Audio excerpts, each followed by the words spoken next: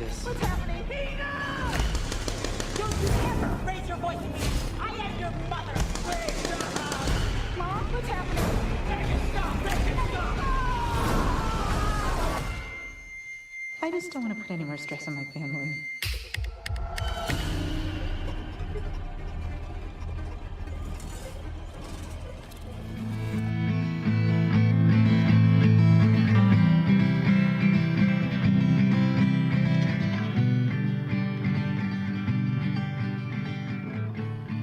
Hello, everybody, and thank you for joining me again for another I Bought a Microphone. This is a very special episode. This is an Amundsen on Amundsen interview where we're talking about the horror movie Hereditary. If you haven't seen the movie, I recommend that you have. And if you haven't, then you might not want to listen to the whole interview. We do talk a bit about the movie at first, and then we do get into spoilery territory, so you have been warned. But I do recommend, if you have seen the movie, or even if you haven't and you're not going to, listen to the interview, because it's a lot of fun. Yeah, I do apologize for the sound quality.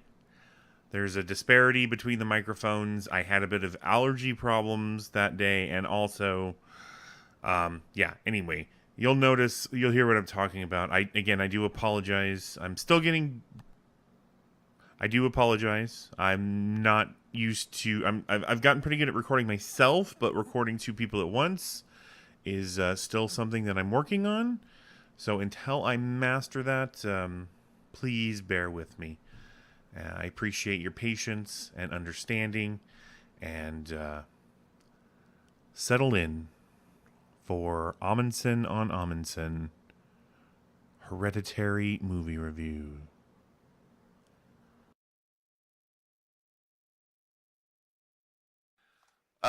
Let me just start out by asking you why this movie of all movies, out of curiosity? Hereditary? Yeah, just give me your pitch. I don't know. It was just the best thing I saw last year. I don't know. Maybe I'm trying to think the best thing I saw last year, but it definitely was the most affecting film I saw last year. Well, again, I didn't ask you to pick the best movie you saw last year. I asked you to pick any movie in the world, and you picked this one. So I'm just curious. Was just curious why. It just blew my mind. Like I'd never seen anything like it. One thing is in particular that I liked about it was movies.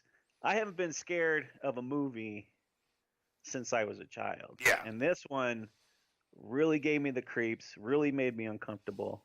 And you know, I watch I watch just about everything. Yes. I challenge myself with all kinds of horrible cinema.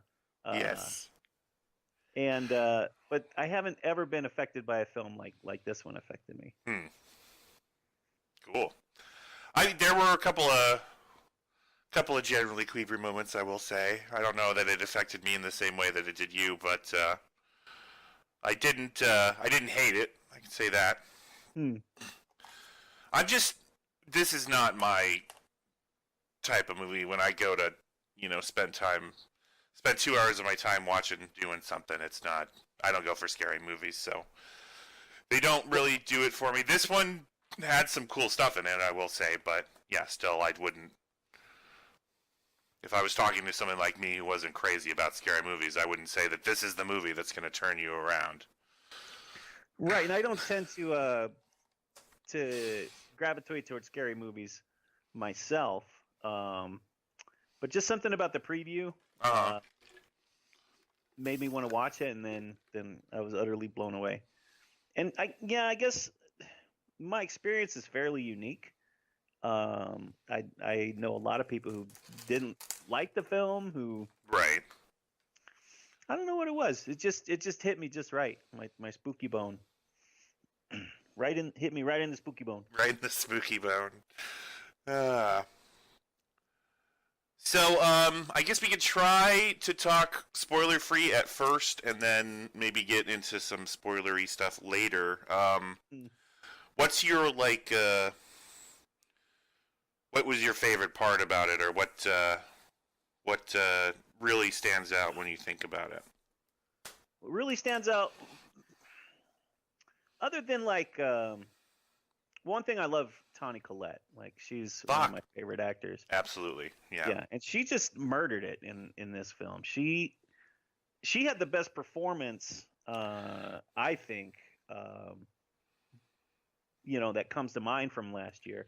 And I'm really kind of upset and disappointed that that she wasn't nominated for any acting in the Academy Awards. That is, I know she got a couple awards for some other stuff that's not as the Oscars, and I don't know. I don't even know why that affects me anymore. I couldn't give a shit what the fucking Academy thinks about movies. Exactly. They don't really tend to give scary movies any kind of or I guess the horror genre in general, any kind of respect. Yeah, they don't give the horror genre any respect, and they tend to don't nominate the things that I really like, that I watch. One thing that surprised me was a couple years ago is that they awarded Moonlight, which was my favorite film that came out that year. Mm-hmm. But other than that, I'm usually fairly disappointed in their choices. Right. Yeah, fucking Toni Collette. That was one thing that definitely stood out for me. That dinner scene. Oh my god, she finally lets it all out. It's so it was very amazing to watch. Well, yeah, and performance-wise, that and one thing I read a lot in a lot of forums and stuff is that people were less uncomfortable with the horror aspects of the film, and they were more uncomfortable with her emoting. Right. Her actual emotion when her daughter. I don't know if this is a spoiler, but something happens to her daughter. Plug your ears. Yeah, No, I'll say something happens to her daughter, and the way she emotes is, you never see that in horror films. No. Basically, what I'm trying to say is a lot of horror films, they don't give you genuine emotion like this film seems to, right? There's a lot of like genuine terror and genuine grief and emoting that you don't tend to see in a lot of films. Right. And that's another thing I really liked about this is this like the genuine feel of her emotive nature. Mm-hmm. Yeah, no, that was very effective. That whole, I don't know, just the whole first like 20 minutes where they're just slowly building, and it could be any movie at that point about anything. Right, it could be going in any direction. And it's like a teen drama or just a family drama. Like, you can feel there's a little tension, but yeah, you don't really know what's going on. Yeah, and then they just drop the hammer right there. Mm-hmm. But I thought it was kind of funny how people were more uncomfortable with the emotions of the film rather than the horror aspects. Yeah, that's to be expected, though. I mean, we're all desensitized these days to violence and horror, but like, actual feelings, that's icky. We don't talk about that stuff. We just shove that shit aside. And yeah, I think that was a useful tool. One thing that hit me right off the bat is the soundtrack. Mm-hmm. Was kind of irritating. Oh, really? It drives in a way that, like, in the very beginning, it kind of falls back later on. Yeah. And doesn't overpower. But in the beginning, it's kind of, I feel like somebody said there's not enough tension, so really turn up that soundtrack, like, to build, and that really irritated me. But, again, like, the first 20 minutes, I wasn't entirely sold on it, but then, yeah, as it goes on, it really draws you in. Yeah, and I think that's kind of it's almost a misdirect. If you go back and watch the preview for the film, it just looks kind of like a fairly typical, like maybe Damien kind of film. Exorcist or Exorcist, something like that. They don't give you a lot to work with. They compared it. I saw something that compared it to like Rosemary's Baby.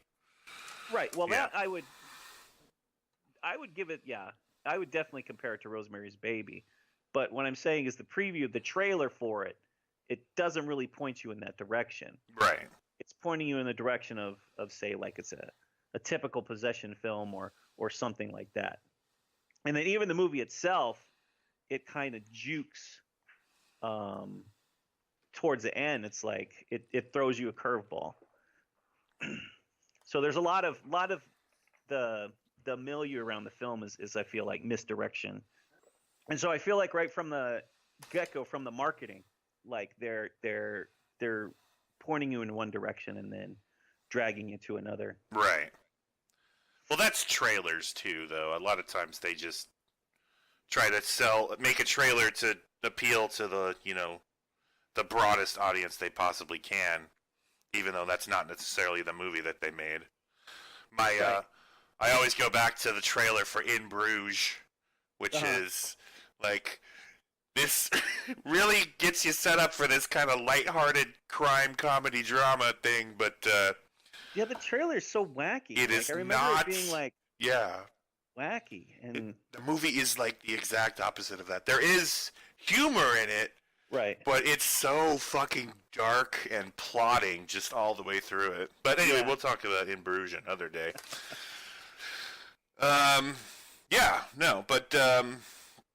So stuff that I liked. Okay, so we're gonna get into spoilery territory now. So if anybody doesn't want to hear that type of stuff, just skip ahead. I don't know, or whatever.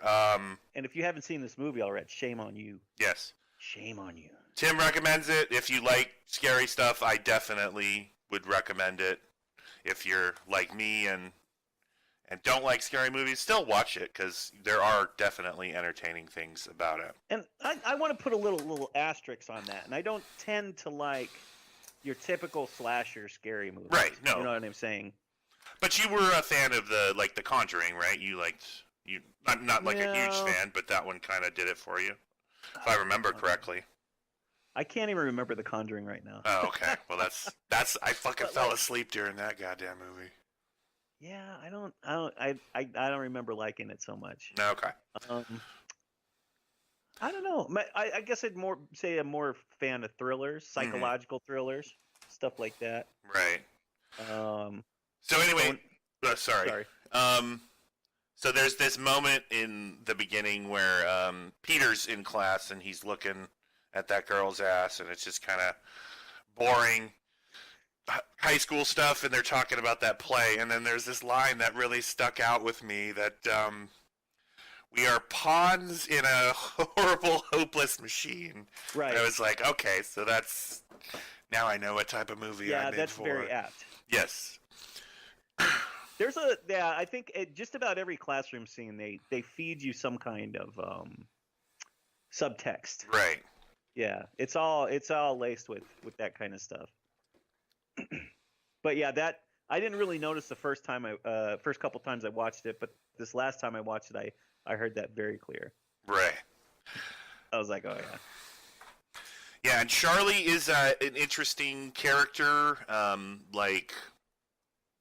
don't know, weird and awkward, and I don't know.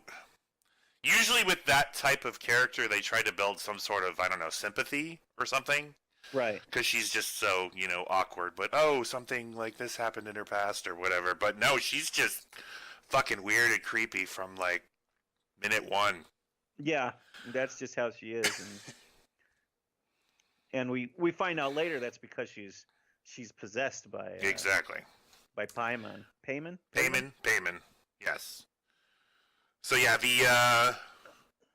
the drive home from the party when his fucking sister's head pops off. That was when I was like, yeah, thanks a lot, Tim. This is I know that was my favorite moment in cinema. It was, yeah. That moment, because they set up the preview like it's going to be a movie about the daughter. Right. Right? And then they're driving, and you're like, oh, what's going to happen at the hospital when they get to the hospital? Right. Right? And then he swerves, and her head's out the window because she's having trouble breathing.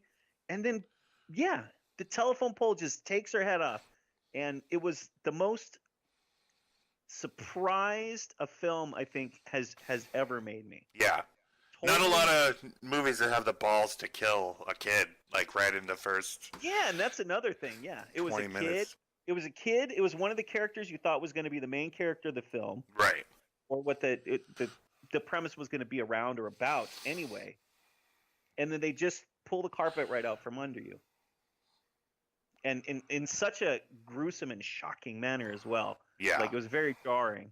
And then I love how right after that you just kind of sitting in it, like Peter's just sitting there with the tears rolling down his face, just kind of, and they just linger on that shot, just longer than is comfortable. Like, yeah. Well, yeah. Really effective. Really effective, and it's like you just, I don't know, you want to shake Peter and like get him out of it, but he's literally in shock. Yeah, and he just goes home and goes to bed. He doesn't call nobody, doesn't tell nobody. Yeah. Like fucking, oh my god, so crazy. Yeah, he's just like, all right, yeah. Yeah, he's just literally in shock. You hear stories about that, people who just do the strangest things after they've hit someone or been in an accident. And right. And yeah, he's just a kid. He's fucking high. Yeah. Like, how would you deal with anything like that? I fucking, yeah, no idea. At that age, too, I would have been a wreck. Like, I imagine I would be very methodical about the whole thing. Pull over. yeah. Pick up the head. Put it with the body. Call the cops. I'm just saying, like that's I'm thinking how I would handle it. That's probably what I would do. Huh. Keep everything together. You don't want to lose it. Maybe a coyote No. grabs it and runs off with it. Yeah. You don't want that to happen. No. And Not then my sister's head. No. no, definitely not. And then we're introduced to the character of Joan, who is played by Ann Dowd, and she's one of my favorite, like, I guess you would call her a character actress. Well, the only character she plays is villains. It seems like she's.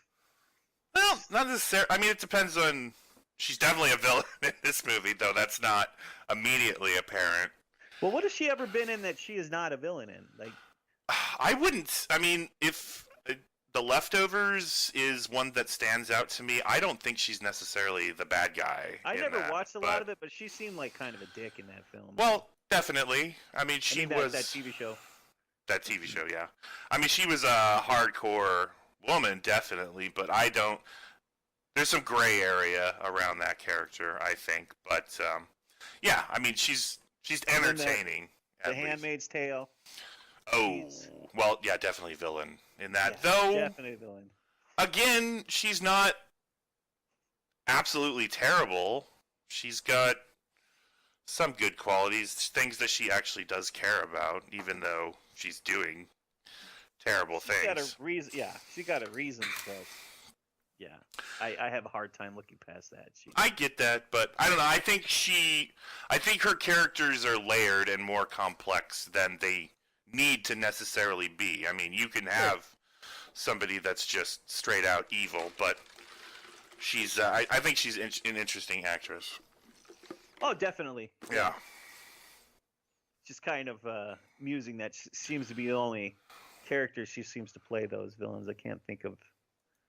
I'd have to look at her catalog, but yeah, nothing comes to mind where she was like a friendly mother or grandmother or anything like that. Mm-hmm. That wasn't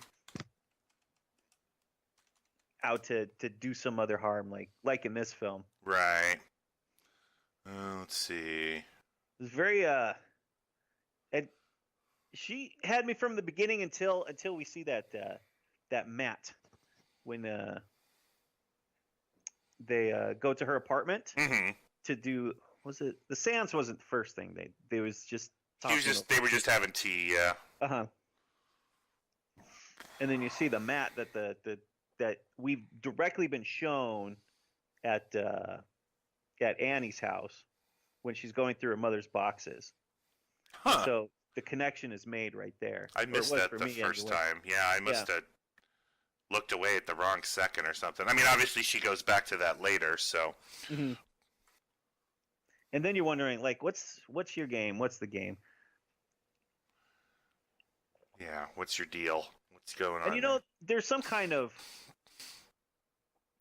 you can feel it's some kind of ritual kind of stuff that they're into with the symbolism and the and I didn't notice it the first time I saw the film, but that symbol that they worship, the Paven, was actually carved into the telephone pole that takes Charlie's head. Really? Yeah. So when they're going to the party, the shot stops on the telephone pole just for a second, and it's kind of been scraped out, and that symbol is carved into that very telephone pole. Okay. Wow. No, I did not know that. But then they helped it along by, I think they put the dog in the road to kind of help that. Well, that's okay. That's one thing that I found really weird about this movie. Okay, so they come back from the funeral, right? The grandma's funeral, and they have a dog. Uh-huh. And then Peter's having a bad dream, or his mother is strangling him, one or the other. Nobody's really sure. But the dog is barking. Right. You don't see that fucking dog at any other point in that entire movie. He's in there. Yeah, when they come back from the funeral, the dog greets them at the door. That's what I'm saying. There's 2 shots of the dog. There's no other. Well, the third shot of the dog is at the end when he's laying dead on the lawn. I missed that part. But still, like, usually when there's an animal in a supernatural story, they feature a bit more, or at least I don't know. I felt that irritating that the dog was unnecessary, I suppose, is the point that I'm making. Was it, or did you want more dog time? Maybe I thought if there was going to be a dog, there should be more dog. Yeah, that's me. I'm weird that way. What can I say? But that's it was kind of funny that it was just the 2 scenes. Because honestly, I forgot that they had a dog, and then all of a sudden, Peter's freaking out, and there's a dog barking at him, and like, I was like, oh yeah, they had a dog. It's like never around. Yeah. When they're eating dinner. Nope. Which is very undog-like.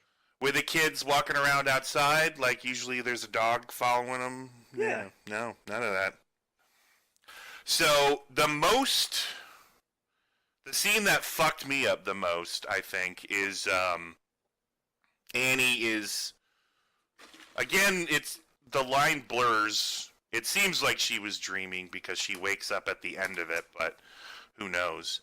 But when she's in her room, she sees the ants on Peter's face. Right. And then confesses that she tried to kill him, that she never wanted to be his mother. Uh-huh. God damn. That was a fucked up scene, man. Yeah, it was really intense. Yeah. And after you find out it was a dream, you're like, oh, thank God. Thank God that was a fucking dream. Yeah.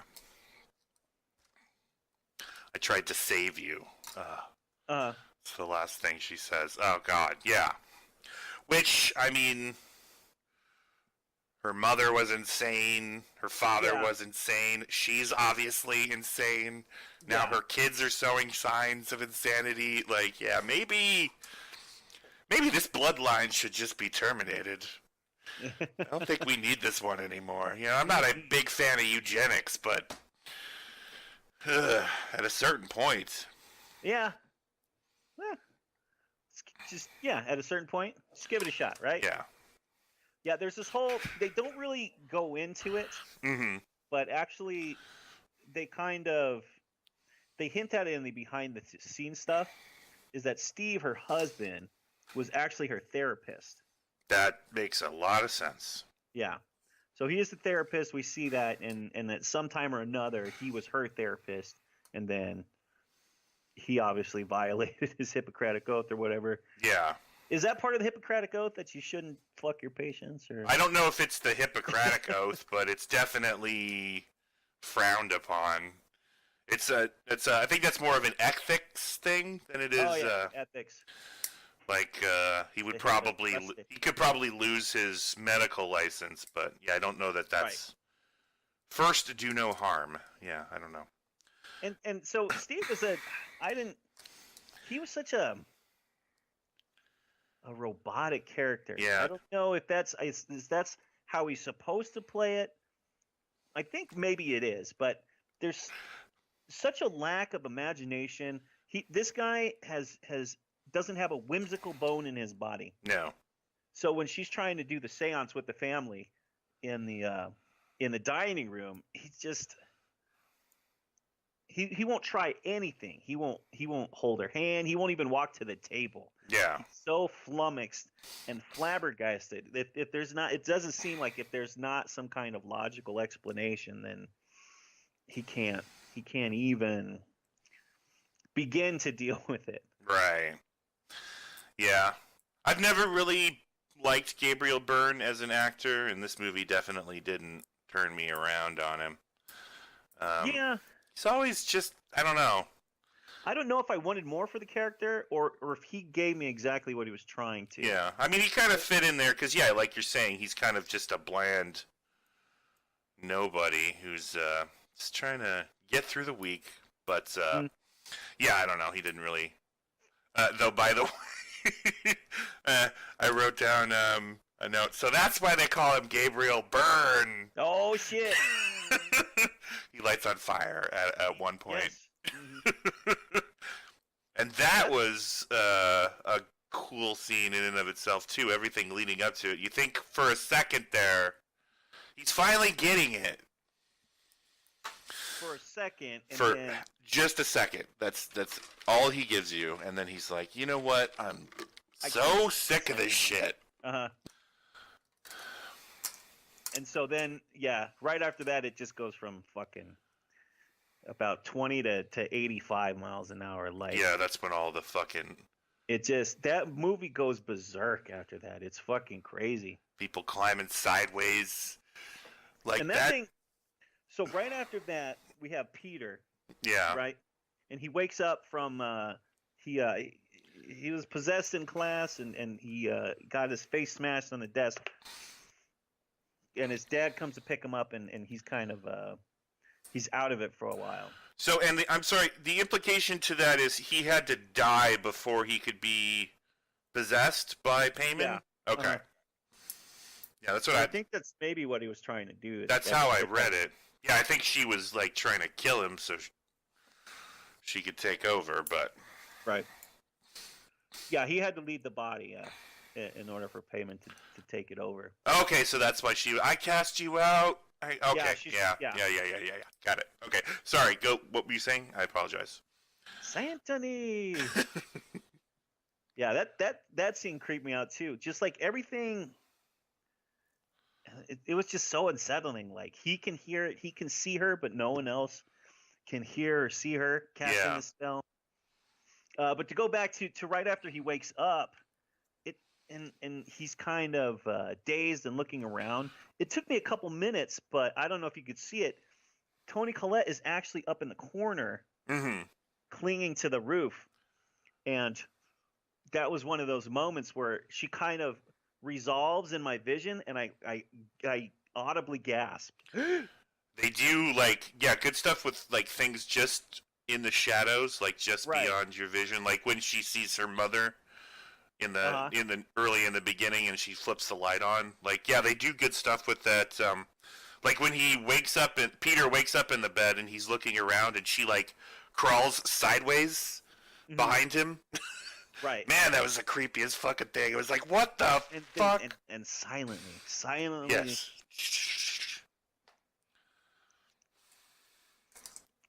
And then I don't know. Yeah. It must be all part of the ritual. I guess, I don't know. She could have killed him right there. Like, why drag him downstairs to see his father? I guess he had to die in the most traumatic way possible. Is that part of the ritual? Maybe. I'm not entirely sure. Well, he went up to the attic and he sees the like they have like an altar type thing set up, candles around, and a picture with his eyeballs poked out. So maybe they had to get him there to that point. I don't know. They never explained the ritual exactly, but then he turns around and what does he see? But Toni Collette cutting her own head off. Jesus fucking Christ, that Not was just cutting her own head off, but levitating Yes. a good 10 feet in the air, and And it looks like she's using like wire or something, but there's nothing in her hands as far as I can tell. She's just well, I've heard a couple people say it's piano wire. right. I was wondering if she had that necklace on that her mother gave her. Right. I wonder if But- it was maybe the necklace. No, actually, that could be because earlier in the scene, when Peter comes down and discovers his dad, the piano is like knocked over and destroyed. So maybe okay. she yanked She got the piano the wire. wire out of that and used. Okay, yeah, interesting. Well, yeah, because I guess you couldn't really see it, but it looked like she was using like a garrote or something like that to sever her. Oh God! Sever her own head. Yeah, very, very. I didn't expect that either. And then she locks eye contact with Peter while she's doing it. Every stroke of the piano wire, she just maintains eye contact, and he obviously can't break away. Like, that's just utter terror. And then the funny thing is, he hears a sound, just to the right of him, wherever, and it's just a couple naked people just standing there, and one gives him a little wave, and that's what breaks him. Yeah. For some reason, that's the thing that breaks him, and he throws himself out the window, ultimately killing himself. And that was another one of my favorite shots, where he jumps out the window. You're not sure if he's dead or not, but then you can just see this kind of shadow. Well, first off, you hear his mother's head. You hear the sawing finally stop. You hear the body, And then you hear the head hit the floor. Boom, boom. And then you can just see in the moonlight this kind of shadow, this silhouette, float over him. And then you see the light of Payman kind of drift down and settle in his back. Mm-hmm. And then he looks up, and you realize that the shadow that was cast over him was the body of his mother. Yes. And it was kind of drifting to the treehouse. Well, not really treehouse. It's like a fort treehouse. A fort, yeah. And you see the headless corpse of his mother drift inside it. God, yeah. It's kind of drift up and in there. It's like, wow. And then we hear, we didn't really explain, but I guess that the thing that lets us know that Payman is there is just kind of the click, the cluck of the tongue. She makes that sound, yeah. And so Peter makes that sound, and we realize that he's been infested by Charlie, or we don't know at this time it's Payman. Right. It's just we know that's the sound Charlie used to make, and now Peter is making that sound. Yes, and then we go in the treehouse. There's a statue that looks resemblant of Jesus, but it's got Charlie's withered, desiccated head on it. Uh-huh. And I don't know if it's supposed to be Jesus, I think it's supposed to be effigy of Payman. Well, I get that, but it's satanic iconography often what you call it, parodies or mocks. Yes, because he's got the crown of spikes on, and he's holding the staff like a shepherd, sort of a. Yeah, it's all Christian imagery, but it's perverted. It's right. it's definitely that makes sense. It's definitely the effigy of Payman, who is himself a profanement of God. Mm-hmm. So and that scene, yeah. And that scene had me in awe. I was pretty sure by then it was some kind of satanic ritual, obviously. Yeah. But then what's her name? Joan, right? Yeah. Joan is there, and she proclaims that he is Payman, and that he will. What does she say? You'll give us good familiars, and you will bind all men to our will, and you will give basically us Antichrist type stuff. Yeah, all typical satanic. Yeah, And the headless body of their grandmother, and also a picture of her is there, like that, because basically we learn a couple minutes earlier that it was a whole plot of hers. Right. This entire, like her whole family, like her children and her grandchildren all existed just to fucking bring this guy into the world, this Payman demon. And fuck, man. Thanks a lot, Nana. Yeah. What a lineage. So yeah, that had me floored. Like, and just the original twist of throwing in some other demon, not just being, the typical satanic worship, but like, I think making it that specific and esoteric made it that much more creepy to me. Like, oh, like this is really kind of specific, and not just like generic satanic worship, which I can see if it was Satan, like maybe that would make you roll your eyes. Like some people I know were disappointed by the ending, didn't like the ending, but I don't know why. To me, it was just perfect. Fucking Satan's got better things to do. Like he's fucking almost as powerful as God. Right. He ain't got no time to be fucking killing children and spending 30 years creating a whole lineage just so he can be reborn in someone else's body.